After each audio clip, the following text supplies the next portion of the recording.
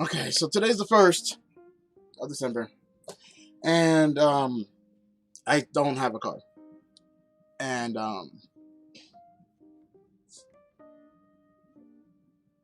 so I figured this would be a good opportunity, one, to talk to Chuck about me moving out.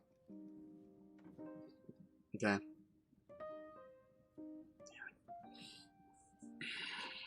And it didn't start off bad. And understand, I know what that already sounds like. At first he was like, look, if this move makes you happy, then go for it. And I was like, okay, I'm feeling a little bit better, a little bit more at ease. Now, this place is special. This place isn't just like an apartment. It's designated for people with special needs, special abilities, gifts, and what have you.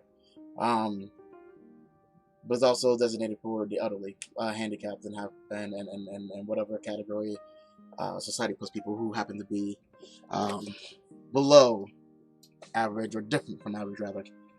And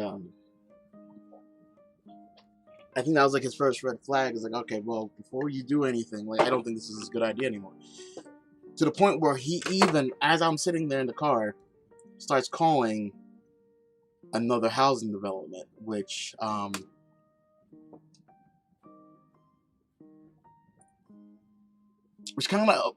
of pissed me off. Not gonna lie, it kind of pissed me off. And the agency, the organization that he called, I was like, look, I already called those people, and they had an apartment, and it just didn't work out for a lot of different reasons. And you know, he was like, well, I definitely want to take a look at this lease that you're about to sign your life over. And to me, at the time, it definitely was a lot more because this facility does house special people, some handicapped, some elderly. They wanted to take precautions with this whole COVID thing that's going on. So they kind of go like, okay, well, we have a policy where we don't really want you to have visitors per se, because anybody who just walks in through could have the sickness, and we're trying to make sure the people who live here don't get hit with that, because if someone here gets hit with it, then everybody gets it, because it's such a tight knit kind of community kind of thing. I'm like, okay, I get that. And when I first talked to the woman a couple months back, whenever we were starting this whole endeavor, she was telling me that I know you have a certain situation, just this the legacy project thing you got going on with your son. You trying to see him and everything else. She's like, okay, well, I don't think that's going to be a problem. We definitely think we can make that happen. There's another individual here who happens to have a similar situation where they're trying to see their kid. They see their kid now every other weekend, and that's one of the special circumstances. I'm like, okay, cool. That's the whole reason we're doing this. The whole reason we are doing this. So I'm like, okay, cool. So I understand the rules, and I accepted everything because of that exception that they gave me. I was like, okay, well, fine. I don't need to have visitors. I don't really care to have a lot of people come over. Officials and all of other crap, they need to come over, they'll come over. Majority of the time, I really don't need someone just popping up, kind of going like, hey, what's up? How you doing? Like, I got text messages for that. I got other forms of communication for that. And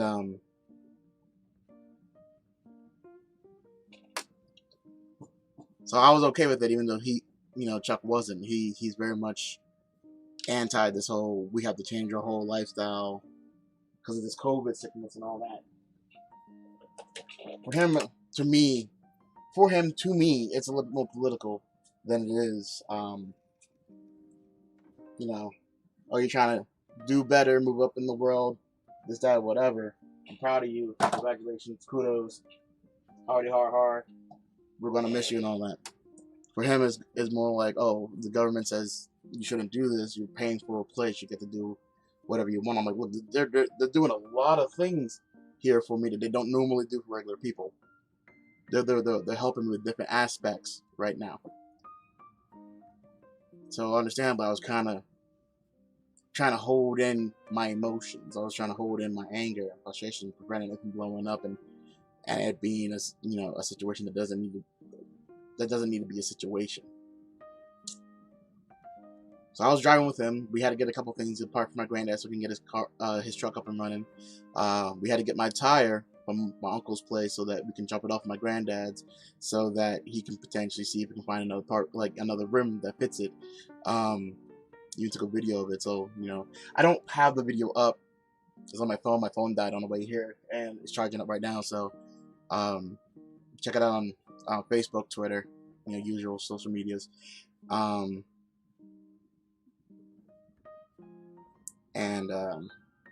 he had to see a couple clients himself. So like we left around noon, 1 o'clock. I'm just not getting back. And on the way back, I was like, hey, can I swing by? Since I don't have my own car, otherwise I would have done it already. Can I swing by the place, sign this lease, give him the money, yada yada yada. He's like, yeah, sure, whatever. He passed out in the car. Long car ride. And I get there. I'm like, hey, we're here. I'm gonna go in there, see what I need to take care of and everything, and see what I can do to take care of it.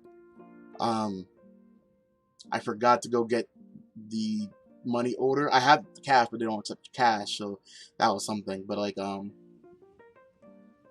I go in. I start signing my John Hancock in places here and there, reading things, going like, okay, well, I'm going to get this place, regardless of what anybody else thinks. This has to be my choice. This has to be my decision. I'm doing this for all the right reasons. All the right reasons. I'm not doing this because someone told me to do it. I'm not doing it because, I'm doing it because I want to be able to move out on my own. One, and two, I want to be able to have a place where I will feel comfortable to bring my son that I have ruling. That is my kingdom, my area, my domain. I get to choose what happens in that area. And at least in the apartment, granted, I can't control the rest of the complex, but at least in that apartment, that realm, if he comes like, hey, Dad, can I do this? I'm like, yeah, go ahead and do that. I don't have to be like, okay, well, let me go ask, Chuck, let me go ask Sue, let me go ask somebody else. I wanted it to be my own domain to make it an easier transition for him. So I'm signing my John Hancock here and there.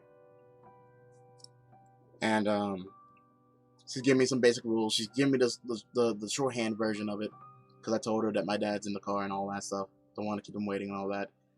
She knows about the car situation and everything. And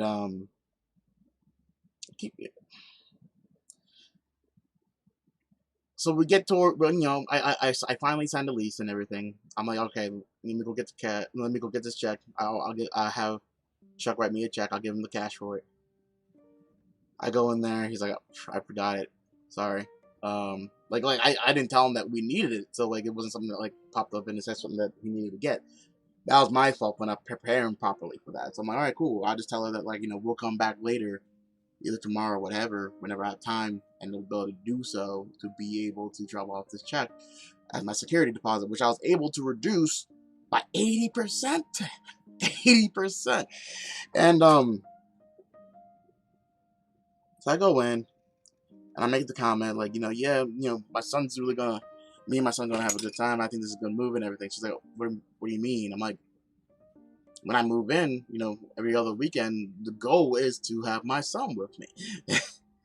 And she's like, I don't think that's gonna be a possibility. And I'm like, excuse me.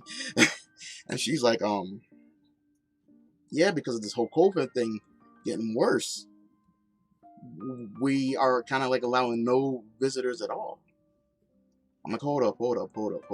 Months ago, when we started this endeavor, you told me that, yeah, we'll let that go because that's family. That's something that happens. You need to be able to see your son. That's cool. And now you're telling me that's not a possibility. That's not something that can happen now. And she's like, yeah, I'm sorry. This whole COVID thing got a lot worse. I thought it was going to get better, but it got a lot worse. And since this is not a privately owned facility, we have to listen to the higher ups, and the higher ups are telling us that we can't have visitors. And I'm looking at her like,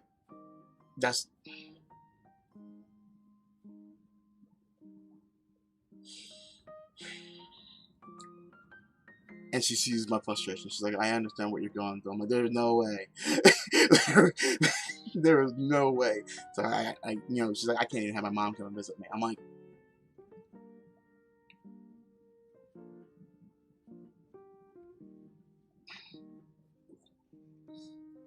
and she's like, does that change what you want to do right now? I'm like, honestly, I told her no, it's not gonna change. And I left, and as I'm leaving, every I told you so, like I told you so in the voice of everybody, Sue, Chuck, shit, Simon, James, fucking Danny, people saying like, we told you couldn't fucking do this, that you were gonna in some way, shape, or form fuck this up. And granted, I'm aware this is not necessarily my fault.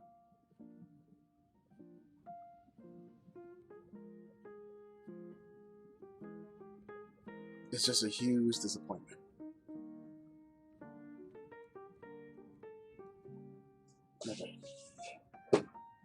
Like a huge, huge disappointment.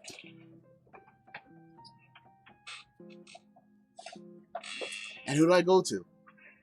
Can't talk to Sue about it because the first words out of her mouth's gonna be like, shit, I told you so. I guess you're gonna be here for a while. Can't talk to Chuck because he's gonna be like, shit, I told you so. I guess you're gonna be here for a while.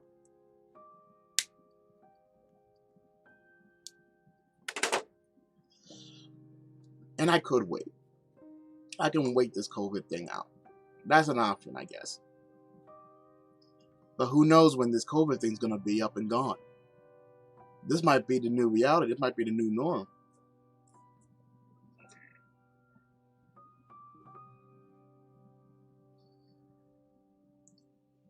And I don't know what to do. I'm trying not to be angry. I am trying not to be angry. Trying not to be frustrated. Holding myself back from wiping my entire desk off in frustration. Don't let my calm voice fool you. I am pissed.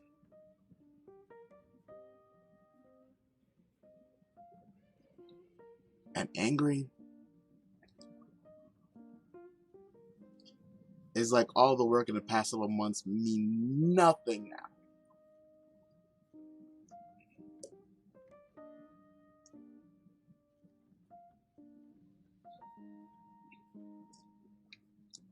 Silver lining. God, finding silver lining. What do we got? Okay, so the electric bill that was $6,000 now close down to $3,000. I virtually have it down to half, which is good. It's good. Less to pay.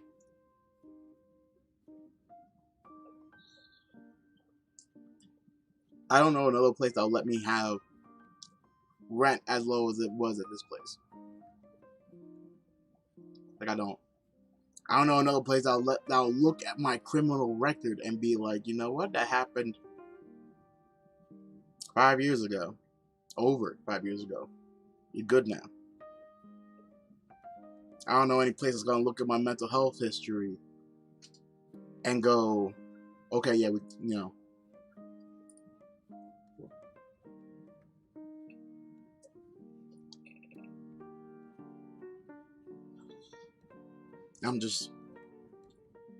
I'm feeling kind of defeated, to tell you the truth.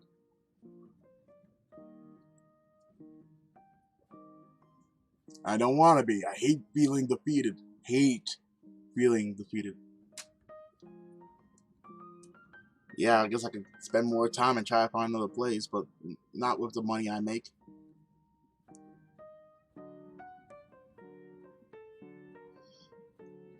Or lack thereof.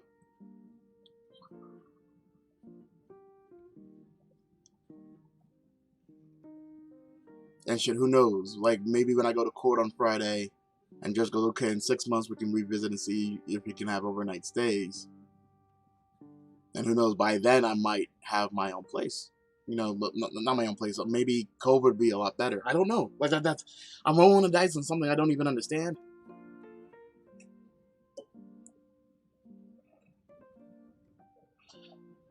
I'm rolling the dice on the rest of the world being able to, like, Help reduce the number. Have it not explode as big as it is.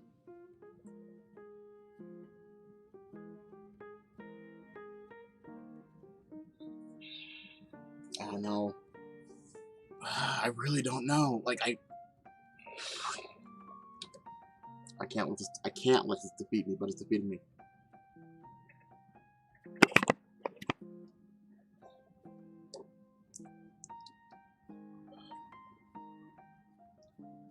Tomorrow I can try looking again. I need to talk to A as soon as possible. I need to talk to Doc as soon as possible.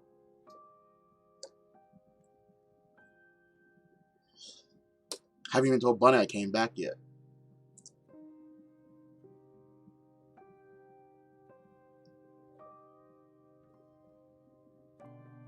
Seems like my plans are falling apart right before me, and I don't know what to do about it. I need to look at my options and see what I can do. But for right now, I gotta get ready for my own visitation with my son. I don't know. We're gonna try learning some more sign language today. Go over the alphabet. Read him a story. Do what I can in half an hour, because that's all she allows me to have.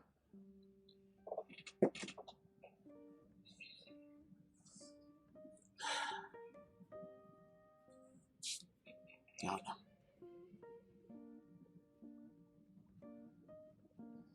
I just need a vent, and I'm glad I didn't like blow up on camera. I'm glad I didn't blow up at all.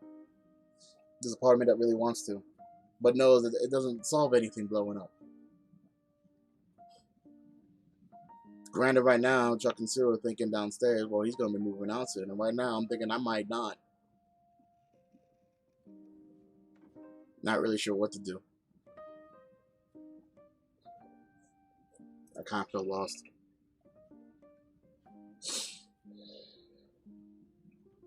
Just really lost.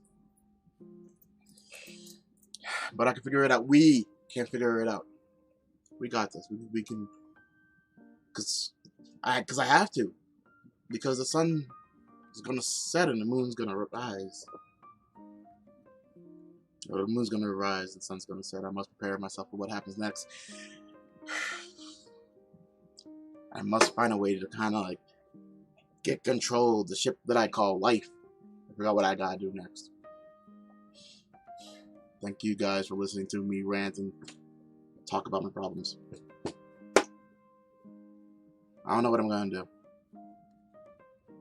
This was literally one of my best options here, and it right now ruins every other project. Operation Relocation, the Legacy project, hell, even, well, it doesn't ruin Project Gene, but that's still something in my mind right now.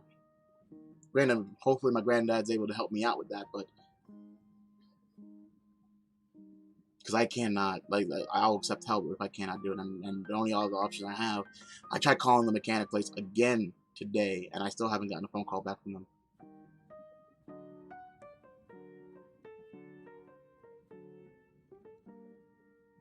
I don't know, I'm just feeling defeated. But I gotta pick myself back up.